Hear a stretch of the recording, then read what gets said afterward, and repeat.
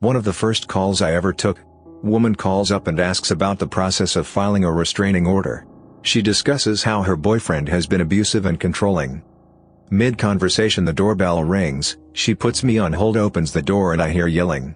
Guy barges in and starts beating on her, and I'm sitting there helpless listening, because I didn't have her address yet. Luckily, I did have her name, and within a few minutes we got her address and got help to her. She was pretty badly injured but lived, and he is still in jail. That call made me doubt myself and if I was in the right profession, but I stuck with it, and it has been a very rewarding, though sometimes sad, profession. One that always sticks with me is the guy who phoned to tell me he'd shot himself in the head. He was slurring his words and sounded drunk. But no, he'd actually shot himself in the head and was dead by the time the crew got there. That was a weird one to get my head around. I also took a call from a 15-year-old kid who came home from school to find his dad hanging. So I had to basically ask him if he was cold, could he cut him down, all the usual, while this poor kid was panicking to hell. And then the kid stops answering my questions. And the dispatcher next to me gets the emergency call from the neighbors saying they don't know what's going on, but there's a kid standing in the street just screaming. I think about that poor kid a lot, and I absolutely detest his father for doing that to him, when he knew his son would be the one who'd find him. Probably the other one that stands out is the call from the woman who'd just been raped. She'd been coming home from a club, and someone had pushed through her door behind her as she unlocked it. When he left, she called me. I still remember the way she screamed when she heard knocking on her door again, and I had to yell at her to try to make her understand it was the police, and not the guy coming back. I didn't sleep well after that night shift at all. Caller, muffled voice. Me, I can't understand you, what's the location of the emergency? The caller sounds clearer, like Kermit the Frog. He gives his address and says, I'm going to hang myself. Me, sir, we can help you, talk to me? What's been happening? Caller, I just want you to move my body before my family get back. Me, please, there's nothing that can't be. Crack, gargling silence. I had to stay on the line until I heard police on scene. He had a hands-free kit on. I wasn't even allowed 5 minutes break. I had a breakdown after. I can't describe those sounds. Haunts me to this day. I cannot describe the feeling of being so intimately involved in the moment of such a traumatic death. He gave his pain to me. Suicidal calls and death were common. Part of the job. But this was so sudden, I was the last voice he heard. Also, it was 2 a.m. on Christmas Day. I was wearing a Santa hat. Looking forward to seeing my family. I had to cancel and went home, spend the day alone and shaking. I can't share this with people I know, I don't want to spread his pain further. Now I have PTSD. Yay. I am an emergency helicopter dispatcher, so I get calls from EMS in rural areas. First question I always ask is, what is the closest city to the scene? I swear 80% of these people do not know how to pronounce it correctly, and 50% of them do not know how to spell it. One time this guy cut his penis off on bath salts. When he came to, he realized what he did and called us directly. I work for a sheriff's office and a good friend of mine was a dispatcher. I stepped outside one day for a smoke and my buddy was standing there shaking and crying. I asked him what was wrong and he told me that he had just dispatched a call for his best friend. His friend was a former Army sniper and had only been out for a few months. He was a volunteer firefighter and was responding to a house fire, rolled the truck, and had been decapitated. Guy had 5 young daughters. Was a 911 operator for 10 years. Scariest is probably different than worst. My scariest was an active shooter in a high-rise. Just sitting on the line trying to give the best directions so everyone makes it out okay. My worst were these two. When I first started out, I worked for a rural county and some areas were very far from help. One night I got a call from a group of people who were in an accident and their car caught fire. The girl I was speaking with was stuck in her seatbelt and as the fire spread she was in terrible amounts of pain. She kept begging me to send help but it was far away. I stayed with her until the phone dropped, assuringly the phone and it melted or malfunctioned. The other was a hanging. The father called me for a welfare check and I was putting in the call when he got to the house. He said the door was unlocked, so I stayed landline while he went inside and he found his son. The pain in the moment he walked out and told his wife was so horrible and raw. A woman called, screaming her head off, that she had driven into a body of water, her car was filling up with water, she couldn't open the door, she didn't know where she was, etc. Kids in the car, We're all going to die. Meanwhile I'm like, what the hell do I do now?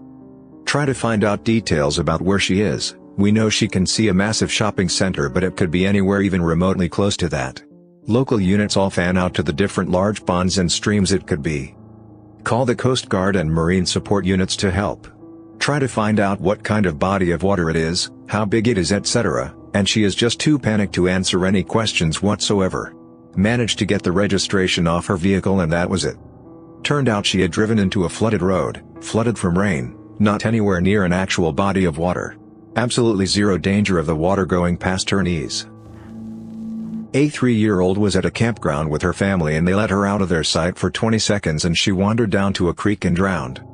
Her mom found her and her father called in. While I was getting details from the understandable distraught father, a random guy camping there was doing CPR and managed to resuscitate her. I can't imagine how her parents felt, but it was like physical weight being lifted off of me. My sister works as a dispatcher. Her first week on the job, she had a man call in, saying he was going to kill himself. He told her that she couldn't do anything to change his mind, he was simply trying to let her know where he could be found. She heard the gunshot through the call. Second one, she had a little girl call in because her dad was unresponsive. She knew that CPR would likely save this man, but the daughter wasn't grown enough and didn't have the strength to perform it effectively. My sister had to tell her to leave the room, because the longer that girl stayed in there trying fruitlessly to save her father, the more scarred she would become by the experience of watching her father die. I think the most genuine terror comes from child callers. I had this 5-year-old call in that her dad was growling and wouldn't wake up. Okay, agonal breathing, probably a heart attack, scrambling to get a confirmed address for EMS, PD dispatched to unconfirmed address. Finally confirm the address and start giving directions on CPR. Nope, she will not touch him because she is scared, then bursts into tears. Luckily PD arrived just after she refused and they were able to do CPR until EMS arrived. 911 dispatcher here for a large city. I get a little bit of everything and mostly it's BS. But one that stuck with me was something recently. A man called in frantic and it was really hard to get him to calm down. He told me his 35-year-old girlfriend was unresponsive and not breathing. I immediately started giving this guy CPR instructions and he kept screaming, I'm sorry my love. Tough morning for the guy, no doubt. It hit me that he could have been responsible or the last thing he ever said to her was not pleasant. Never followed up on the call. In this line of work, it's on to the next one. Too busy to think about it. I have millions of people depending on me not to let the last call affect the next one. I don't know what happened other than she was a DOA. Didn't hit me until the next day. My God, that scream was deafening. All I know is there was more to the story, I could hear it in his voice. Peas. I've heard people shot in real time, parents trying to revive their dead kids first thing in the morning, but this for some reason hit me. Not a dispatcher, but one told me that one time he got a call from a 19-year-old girl. It was late and she was new to driving, in the US. Her car slipped on black ice and went over the bridge. Her car sank in the river and she called 911 and he received it. He tried to keep her calm. Poor girl was an au pair from the same country in Africa. She was crying because she was going to die in a foreign country, and to make things worse she didn't even know where she was. They couldn't find her fast enough. The dispatch even remembers her last words, tell my sister I'm sorry I left. This story haunts me to this day. I'm also an au pair. Call came in and was flagged as a frequent caller on the ass end of a very rural county. The dude was just screaming. We couldn't make out anything he was saying, but we had his address and sent every available unit we had. After a while the screaming started to die down and his breathing got very labored. He wouldn't talk to us but he just kept muttering. After a few minutes we realized he was praying. Few minutes later deputy arrived on scene. Heard him check in on scene and also heard him on the line. First noise I heard was him vomiting. Turned out the dude had been working on his car and the lift collapsed. The guy was in under the car but was between it and a tree when the car started rolling. He was impaled on a branch and pinned between the tree and car. Dude lived. He's a quadriplegic but he's alive. First legit 911 call he ever made, and everyone took their sweet time getting there because it was usually nonsense. I worked as a jailer for a while after getting out of the Marines. We had a dispatcher who had 2 kids. Both boys, one a posse that was always in jail, the other younger troubled and riding a dangerous line. She got the call one night that her younger son got shot twice in a drug deal gone wrong at a public park where he was playing ball. He was dead before the helicopter got in the air most likely. The dispatch center was connected to the jail where she had to work less than 50 yards from the man who shot her son. She was pretty tore up. There was an accident once on a somewhat busy state road here. An older couple in an SUV pulled out onto the road without seeing a motorcyclist that was going well over 100 miles per hour. He rear-ended them, died instantly and plowed through the SUV, landing halfway through the windshield. The SUV flipped a couple times and landed on the passenger side, trapping the wife. Then it caught on fire. At my dispatch center we had 3 of us working at all times, and I don't even know how many 911 calls we instantly got when this happened. Dozens, I'm sure. After that I sent the fire department and they got on the way. This is a rural area and this intersection was probably a good 10 minutes south of them. Some bystanders managed to get the husband out of the SUV but he died in the helicopter on the way to the hospital, I believe. The wife burned alive. Honestly, the worst part was right after I dispatched the FD, one of the lieutenants on the biggest police department in my county happened to be driving through there with his family and he called 911. I'll never forget how panicked and frantic he was on that call. I had never heard any of our officers like that before, let alone one of the administrators. We were pretty friendly with all of them so it shook me up. After I hung up with him I just started sobbing. Not a dispatcher myself, but the worst call I've heard of involved 2 friends of mine. James was a cop that had been a 911 dispatcher before he got his badge. Al was my former roommate. After I moved out of state, he moved in with James. At the time of this story, James was recovering from an injury and took a shift at dispatch because they were short-staffed. He got a call that very matter-of-factly said, "I am going to shoot myself, please send someone to address to collect my body." He's a little freaked because that's his address. It was Al. He tried to talk him out of it and was still on the phone when Al pulled the trigger. It messed him up for a while. My mother worked dispatch and got a call from a woman whose husband had been locked in a trailer and lit it on fire. The windows had been boarded up and there was no way for her to get out. This was in the 90s, so landline. The call cut out when the cord started to burn. By the time fire and police arrived it was too late. The best she got was from a woman who was in very active labor. My mom had to talk her and her teenage daughter through delivering the baby. By the time EMS got there they had a healthy baby boy. Obligatory, not an emergency dispatcher. I had a conversation with one once where we discussed his craziest work stories and his was taking the call of a man who had just drowned his 2 small daughters in a lake near their house. He had to stay on the phone with this sociopath, asking him questions about the time and location of the murders, until the police arrived to take him into custody. He never did find out if they ever found the children or if either of them survived in the end. I've come into contact with a fair number of sexual predators and child molesters in my line of work, but I never had to interact with them immediately after their crimes and press them for details. It's a lot to ask of someone.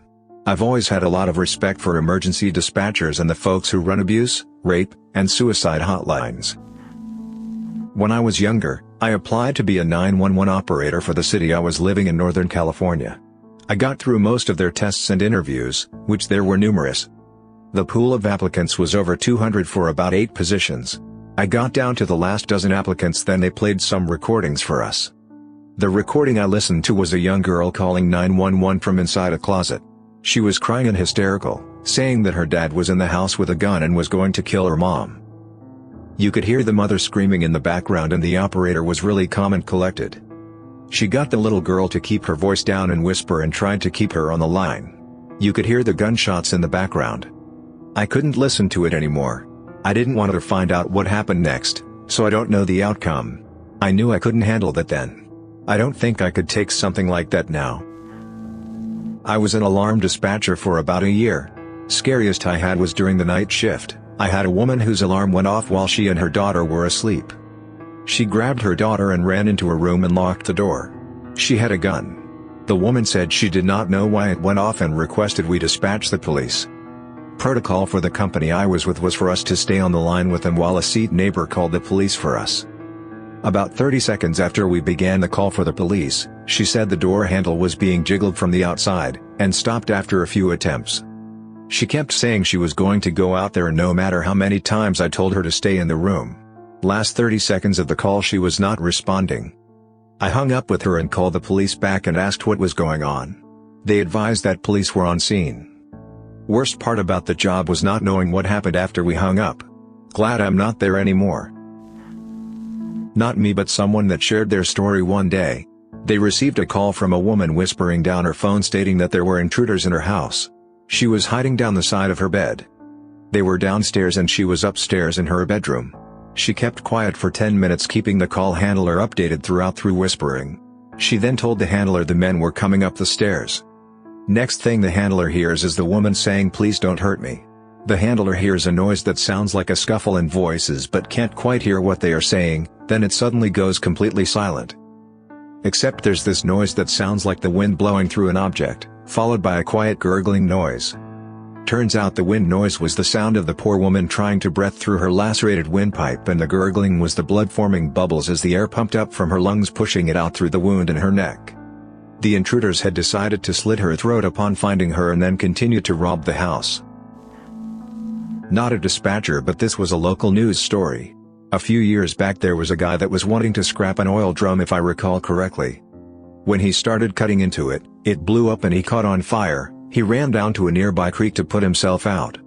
He passed a few days later in the hospital from the injuries. I vaguely remember hearing it come over our scanner that EMS had gotten there and some pieces of his skin were sliding off. It had to have been a horrible, horrible day for everyone involved. I was training to be an EMT, and was on a ride along. We show up to the scene and the only thing told to us was that it was a load and go, which meant rapid transport. I find the guy and he is making a wheezing noise trying to breathe. Turns out he had a brain bleed, and was having severe symptoms of high intracranial pressure. The ride to the nearest trauma center was only about 10 minutes, but it felt like 10 hours as we just tried to keep him from choking on his own vomit. With something like that, we couldn't really do much except hope we made it in time. It was definitely a wild experience for a ride along, and the craziest part was just cleaning up all the blood and vomit in the ambulance and quickly moving on to our next call. It's definitely not something I'll ever forget in my lifetime. My late wife was a 911 dispatcher for 15 years. The two worst stories I remember her telling me of were a call she didn't answer, but was on duty during and heard the playback of. A woman called that her ex-boyfriend was breaking into her house and he then beat her to death with a hammer, all of which was heard on the phone. When they were hearing it, they weren't sure what it was but found out when the officers arrived. The second was when she was doing EMS calls. A man had recently had surgery on his legs and was unable to get up out of bed or his recliner by himself. He calls because his wife is having a heart attack on the other side of the room and he can't do anything to help her.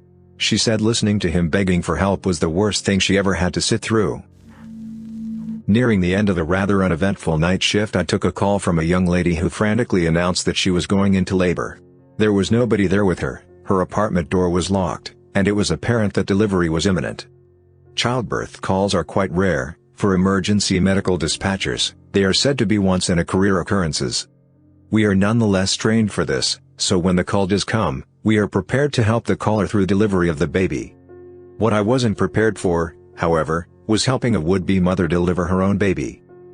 Thankfully, by the time I finished obtaining all the geo-validation information and pertinent medical history, a few minutes into the call, I could hear someone knocking on her door. It was her sister, but she couldn't get in because the door was locked. The caller insisted she was not able to go unlock the door on account of her being in active labor. I managed to convince her to crawl to the door to let the person in, and she painstakingly did so while voicing her discomfort in the form of various moans, grunts, and profanities. She finally let the other person in and handed the phone to the visitor. Relieved because I now knew what to do, I started providing the preparatory instructions. Gather pillows, towels, blankets, removing clothing from the waist down, etc. But there was no time for prep. That baby was coming, and it was coming now. OMG, the head is out. I remember hearing, followed by her shrieking, "Oh no, oh no. The cord is wrapped around the neck." I instructed her to attempt to loosen the cord and slip it over the head, and she was able to. Within moments, baby was born. But baby was limp, blue, and not breathing. After what felt like minutes, but was likely only a few seconds, I decided to advise the caller that she would need to start doing chest compressions. Thankfully, before any of that started, I could hear the reassuring sound of a baby crying on the other end of the phone. With excitement in her voice, she announced that baby was moving, and the color was improving. It was a baby boy, and he was alive. The paramedics arrived and I congratulated the caller before disconnecting the call. By this time, it was past the end of the shift, and the day crew had logged on at all the desks except mine. Instead of going home, the night crew had gathered around my desk to watch me take this call. After disconnecting, I was met with cheers from my colleagues. During my next shift, I was informed that baby was healthy and I was presented with a congratulatory letter and a little blue stork pin.